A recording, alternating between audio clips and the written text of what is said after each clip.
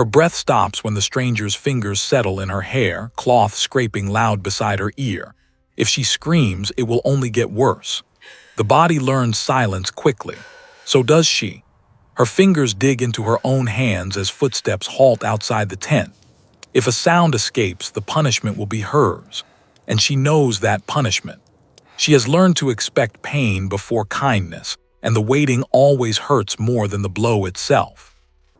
She's been inside this tent long enough to understand its rhythm, the way canvas breathes with the wind and turns every small noise into something larger. A cup placed on a table sounds like a verdict. A cough feels like a warning. Even the air carries tension, sharp with disinfectant and sweat, as if mercy itself has been scrubbed out. Her shoulders stay lifted, frozen halfway to a flinch that never lands. Muscles like that start to ache after a while, but pain is familiar. Pain has rules. You brace, you endure, you survive. It's the soft things that confuse her. Soft voices, soft footsteps, soft hands hovering in places that should never be touched without permission or cruelty attached. The fingers in her hair don't pull. That's the first mistake in the pattern. They rest there, careful, separating knots instead of tightening them. She waits for the twist that follows kindness, the correction that always comes after a gentle start. Her stomach prepares for it. Her jaw locks. Every lesson she's learned presses forward at once, shouting that this is the part where the mask drops. It doesn't. The tent stays quiet except for distant movement outside, boots grinding dirt into a steady drum. She counts the beats to stay inside her body. 1 step, 2, 3. Counting keeps panic from spilling over. Counting reminds her she still exists in pieces she can measure.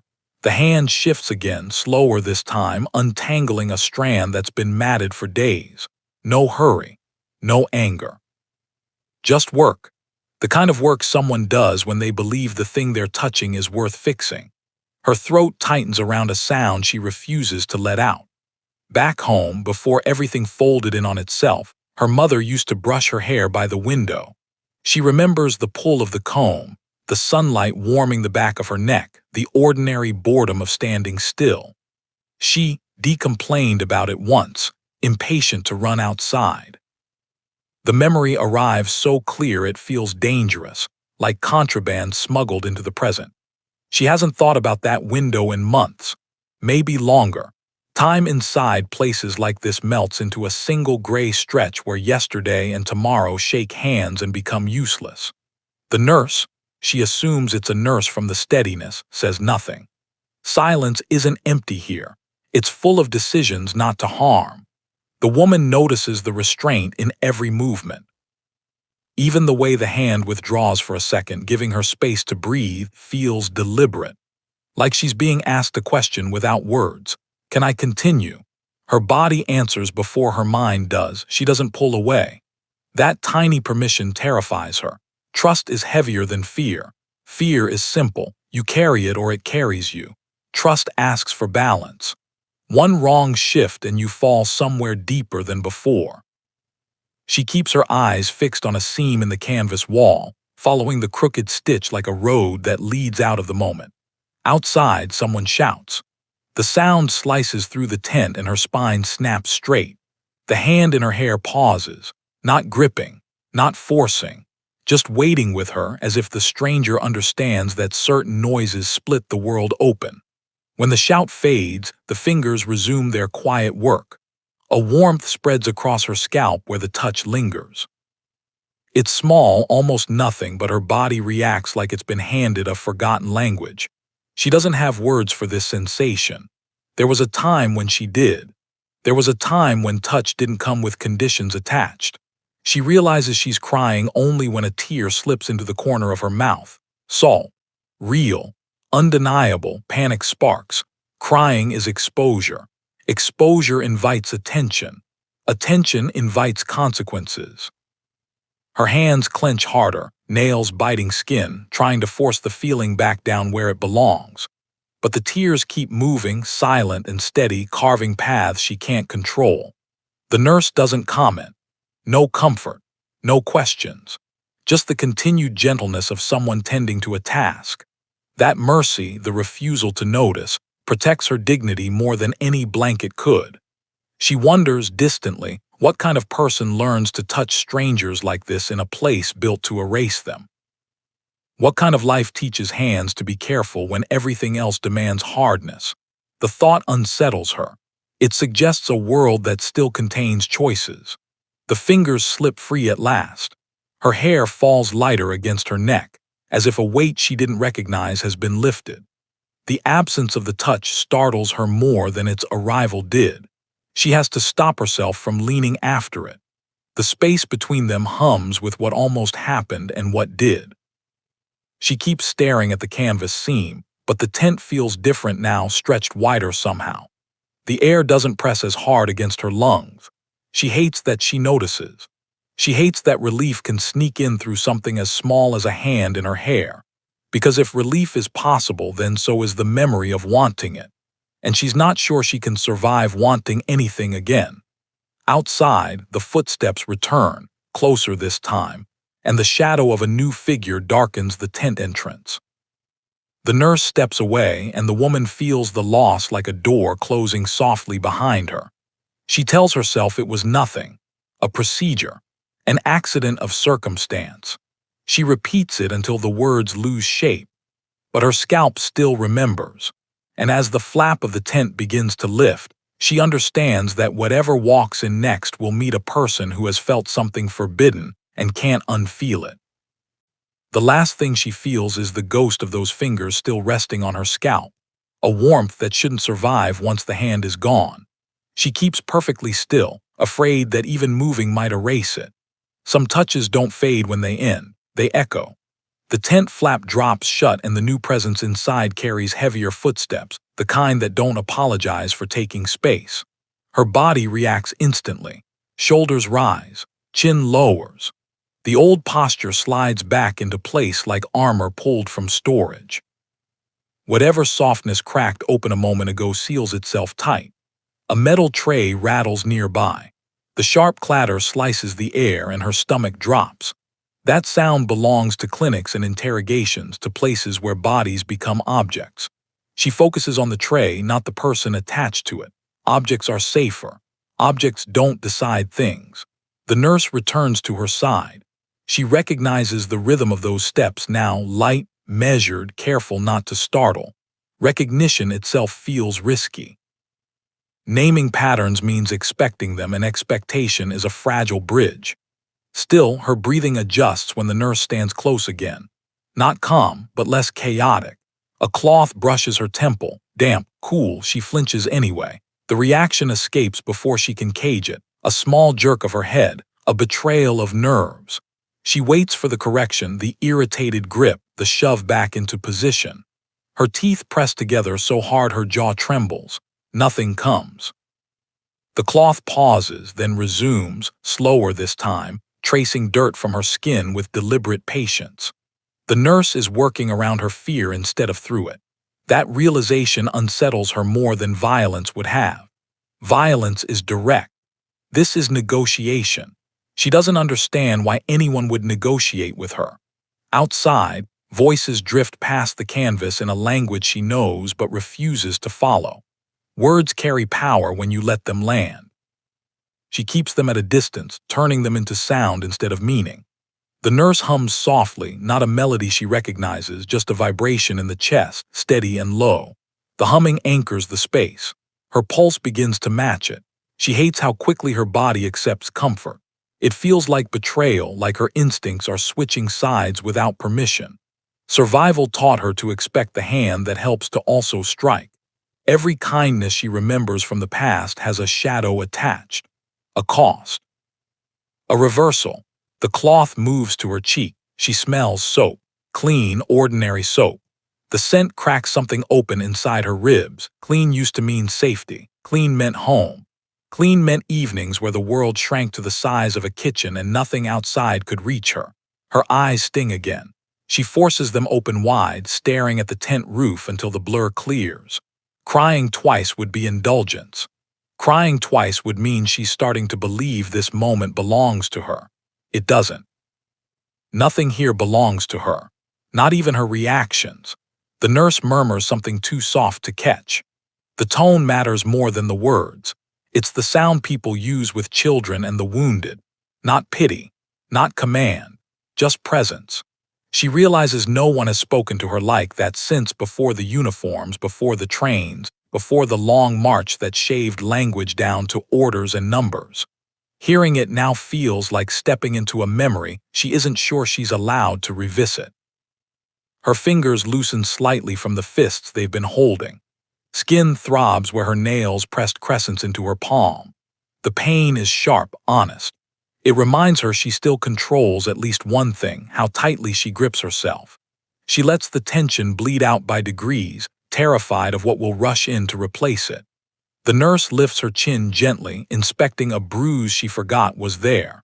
The touch is firm but not cruel, professional, intent on healing rather than judging. She meets the nurse's eyes by accident. They are tired eyes, not angry, not triumphant, just tired in a way that recognizes other tired things. For a second, the war disappears from that gaze. There is no side, no uniform, only a person measuring damage and deciding it's worth tending. The look passes quickly. The nurse returns to her work, but the woman can't unsee it. Something shifts inside her, subtle as a door opening in another room. She feels air move through a place that's been sealed for too long. It frightens her. Hope is louder than fear. Hope demands attention. Fear lets you hide. She swallows hard, throat dry as paper. If she accepts this care, even silently, she risks remembering she is human in a system designed to erase that fact. The thought is dizzying. To be human here is to stand exposed. To feel is to invite loss. And yet her body leans, almost imperceptibly, toward the steady hands. The nurse finishes cleaning the bruise and steps back. The distance returns all at once, cold and immediate. The humming fades. The tense sounds rush in to fill the gap, boots, metal, distant shouting. Reality reasserts itself like a weight dropped onto her shoulders. But beneath it, a quieter rhythm continues.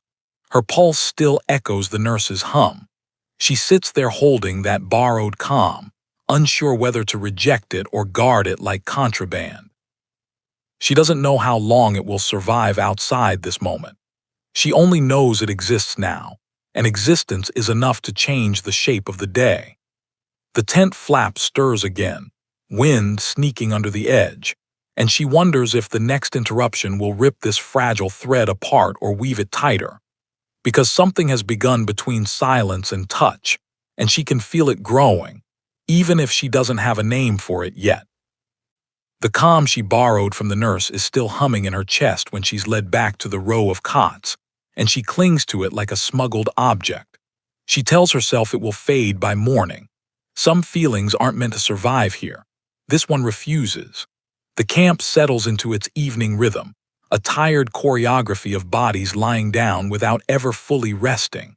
Canvas walls breathe in and out. Somewhere a tin cup rolls, circles, and falls still. The small noise travels farther than it should, and everyone hears it, but no one comments. Silence is a shared agreement. She lies on her side, staring at the back of the woman in front of her. A braid hangs loose between those shoulder blades, frayed and uneven. The sight pulls at her chest. Hair used to mean time. Someone cared enough to sit behind you and work patiently, strand by strand. Here, hair is just proof you're still alive to carry it. Her scalp tingles again with remembered touch. She presses her head into the thin pillow, trying to grind the sensation away. Instead, it sharpens. Memory doesn't fade when you fight it, it digs in. She closes her eyes and the tent dissolves. She's standing barefoot on cool kitchen tiles. Morning light spills across the table.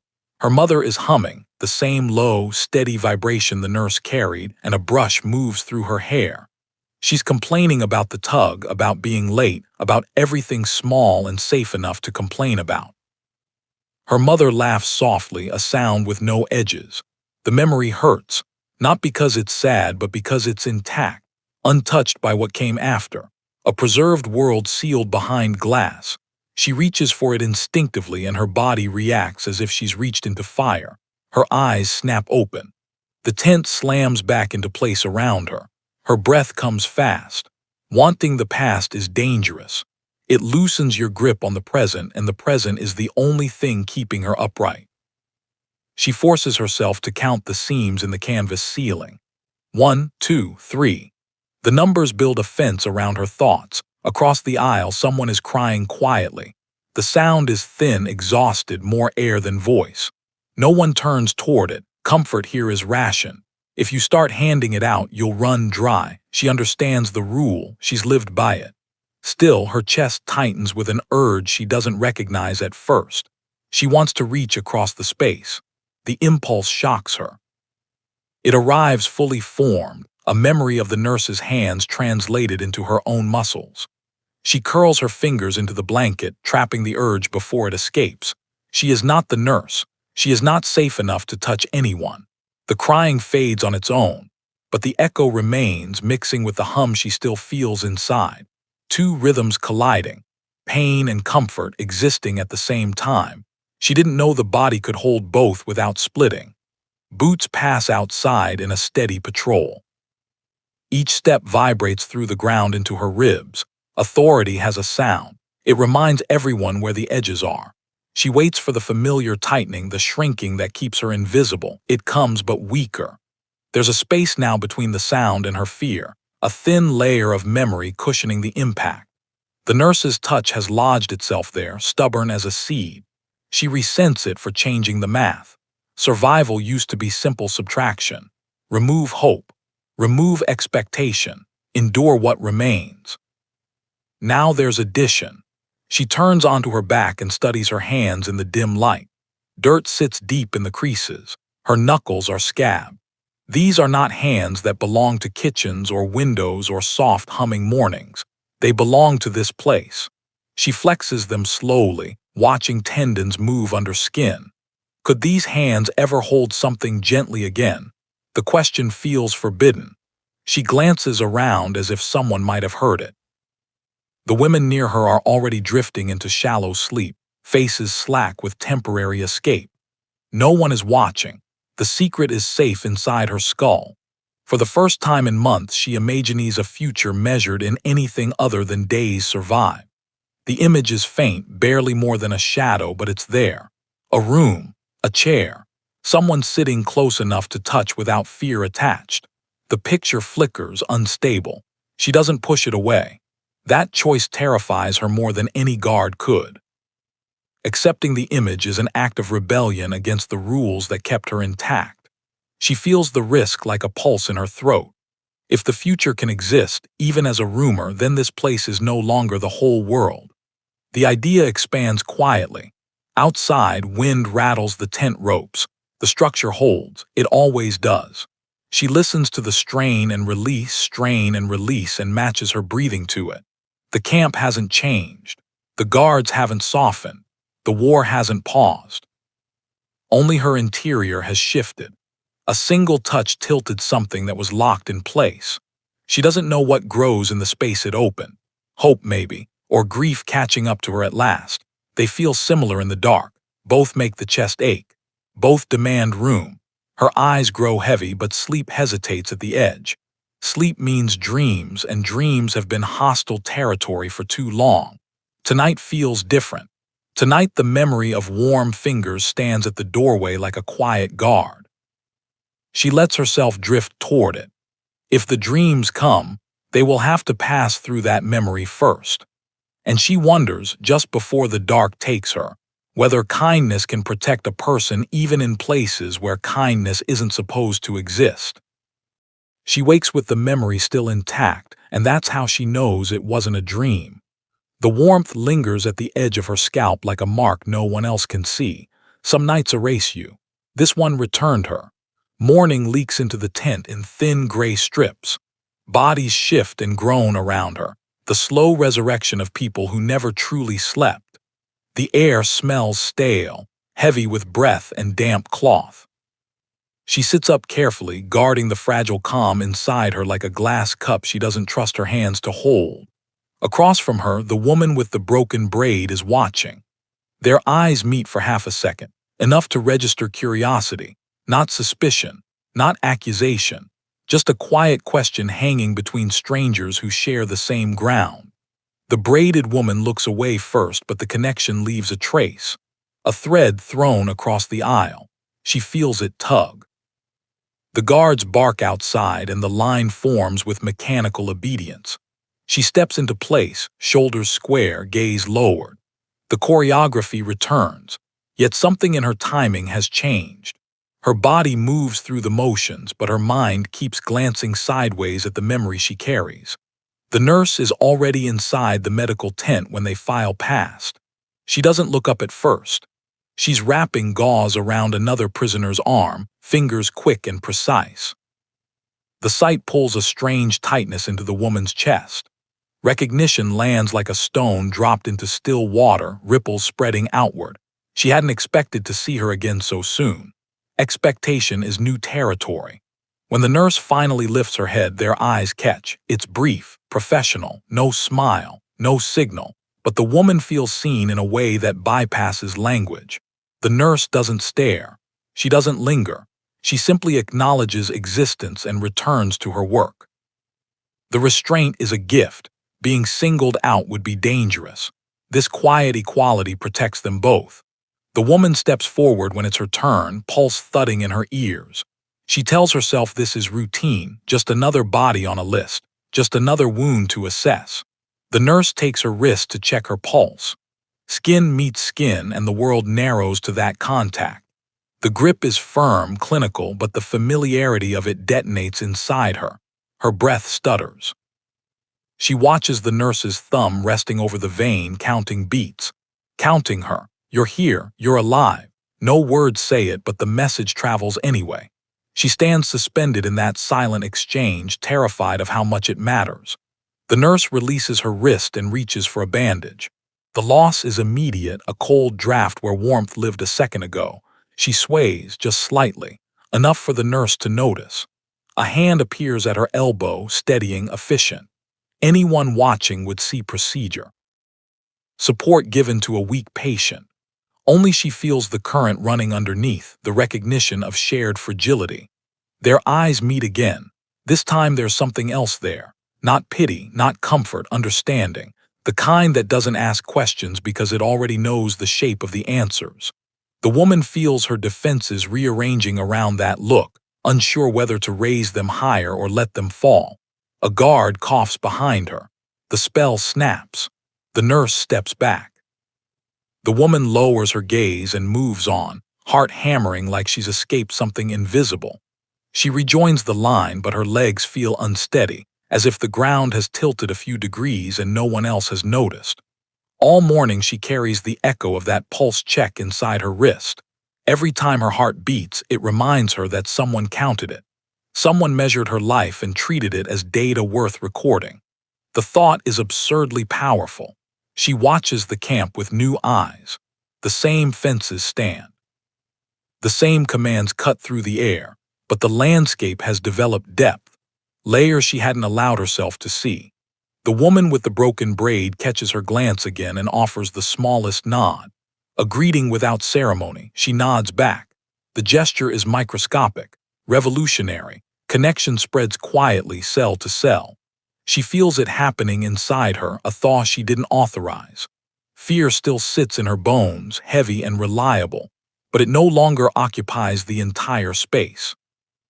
There's a second presence now, subtle but persistent, insisting that she is more than the sum of her precautions. The nurse moves through the tent in her peripheral vision, a steady orbit. They don't touch again. They don't need to. The first contact has rewritten the rules of distance.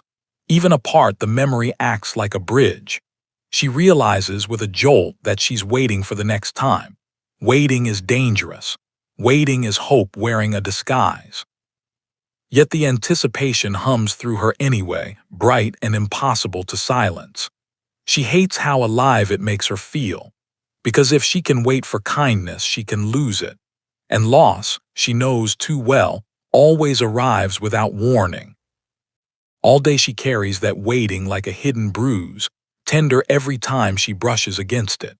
By evening, the camp feels smaller, as if the fences have leaned closer to listen. Hope makes cramped places tighter. There's nowhere to hide from it. The light drains out of the sky and leaves the tent soaked in shadow. Someone coughs in the corner, a wet, rattling sound that never quite stops. The woman with the broken braid sits beside her now, close enough that their sleeves touch. The contact is accidental at first. Then neither of them moves away. Shared warmth travels faster than fear. She becomes aware of how thin the fabric is between their arms, how easily she could turn her hand and make the touch deliberate. The thought sparks and spreads before she can stamp it out. Her pulse climbs. This is how risk begins, not with grand gestures, but with inches. The coughing worsens. The braided woman bends forward, shoulders shaking. No guard comes. No nurse appears. The tent absorbs the sound and does nothing with it. The woman beside her presses a fist to her mouth, trying to shrink the noise, trying to apologize for her own body. Something inside the observer snaps, not loudly, not dramatically, just a quiet decision sliding into place. She reaches out before she can rehearse the consequences. Her hand lands between the other woman's shoulder blades. Light, hesitant, real, the coughing stutters. They both freeze. Her palm burns with awareness. She expects the braided woman to recoil, to shove her away, to remind her that touch here is currency no one can afford. Instead, the woman leans back into it by a fraction. A breath shared, a weight transferred, permission granted. The coughing eases into shallow gasps. She keeps her hand where it is, moving it in small circles the way she remembers from another life. The motion feels ancient in her muscles, a ritual her body stored even when her mind discarded it. She doesn't look at the other woman. She stares straight ahead, pretending this is nothing, but it is everything. Around them, the tent remains indifferent. People shift in their sleep. Someone mutters. The world does not end because she chose softness. The revelation lands gently, but it lands. She feels the braided woman's breathing slow under her palm, a rhythm syncing with her own. Two bodies agreeing to exist together for a moment. Tears prick her eyes again, sudden and fierce, not from sadness, from recognition. She is repeating the nurse's gesture, translating it into a new language, care passing through her instead of stopping at her skin. The realization terrifies and steadies her at the same time. She is not just receiving anymore, she is carrying. The braided woman turns her head slightly, enough that their temples nearly touch. No words are exchanged. Words would cheapen it. Words would make it official, and official things attract attention. This remains small, private, powerful. Footsteps pass outside. Both women stiffen. Her hand almost flies back to her own lap, instinct screaming to erase the evidence. But the guard keeps walking. The danger slides by without entering. Slowly, cautiously, she lets her palm settle again. The braided woman exhales, a shaky surrender to relief. They survive the moment. When the coughing finally fades into sleep, she withdraws her hand. The absence aches, but it's a clean ache. Earned. She flexes her fingers in the dark, feeling the ghost of that shared warmth lingering in her skin. It feels different from the nurse's touch. This one is hers. She lies back, staring into the shadows, and understands something new about the memory she's been guarding. Kindness isn't a single event she has to protect from the world. It's a current. It moves. It multiplies when passed on. The nurse didn't give her a fragile gift. She gave her a tool. The thought settles into her bones with surprising weight. A tool can be used. A tool can change outcomes, even in small ways. She imagines a chain of touches stretching across the tent, invisible but real, each one pushing back against the silence that tried to swallow them.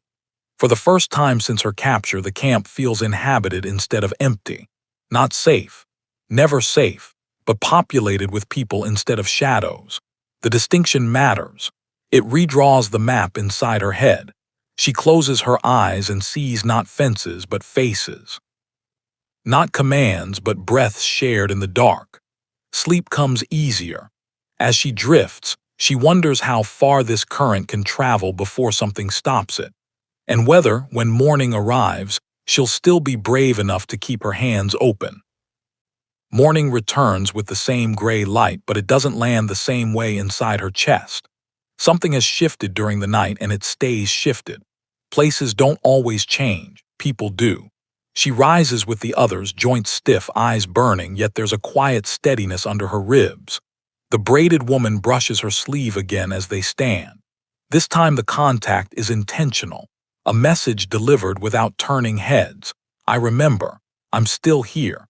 She answers with the smallest tilt of her shoulder. It's enough. The exchange passes between them like a folded note no guard can read. She didn't know survival could include recognition.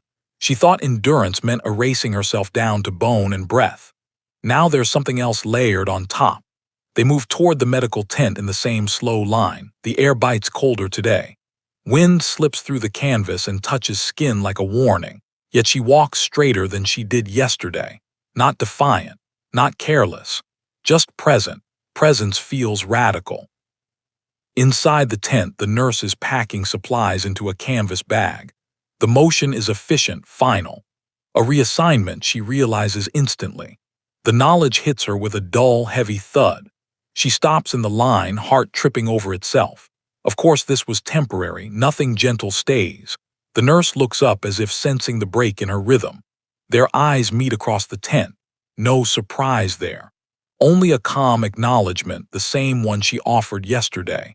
But today it carries an ending inside it. A quiet goodbye already spoken. The woman steps forward when it's her turn, throat tight. The nurse checks her hands, her face, her posture, routine movements. Yet each touch lingers half a second longer than necessary, not enough to attract notice, enough to communicate intention. The woman memorizes the pressure of those fingers like coordinates on a map. You existed. This happened. Her vision blurs. She fights it back. She won't cry in front of the line. She won't turn this into spectacle. The nurse ties off the last bandage and lets her hands rest lightly around the woman's wrists. A bracket. A pause carved out of time. Their eyes lock. There's grief there, and pride, and something steady that looks like permission. Permission to carry this forward. Permission to keep using the tool that was placed in her hands. No speech could say it clearer. The nurse releases her. The absence lands hard, but it doesn't hollow her out the way she expected.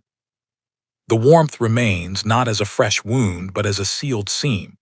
A repair that holds. She steps away on steady legs, surprised by her own balance. Behind her, the nurse continues packing. The line moves. The tent breathes. The camp resumes its endless cycle. Yet the woman feels a line drawn through her life before that touch, after that touch. Not a grand transformation. No miracle, just a recalibration. A reminder written into muscle. Cruelty is not the only language. She returns to the cots and sits beside the braided woman. Their shoulders meet without hesitation. The contact is natural now, unremarkable.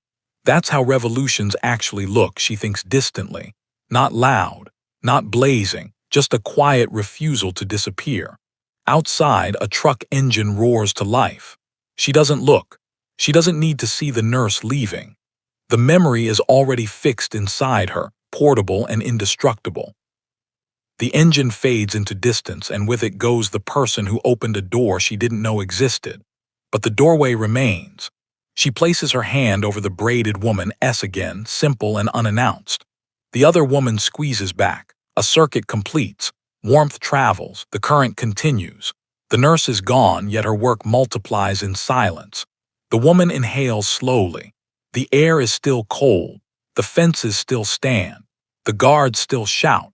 Nothing visible has improved. And yet her inner world is wider than this camp can contain.